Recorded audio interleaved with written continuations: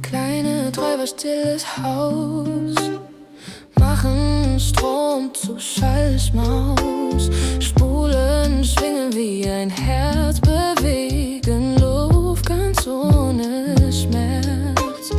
Magnet hält fest mit steter Kraft. Die Membran bebt, wird klanghaft linkes Ohr und rechtes Ohr. Stereo tritt weit hervor. Ob mit Kabel oder Funk, Vibration macht Wellenprunk. Augen zu, der Klang wird wahr. So ist der Sound im Ohre.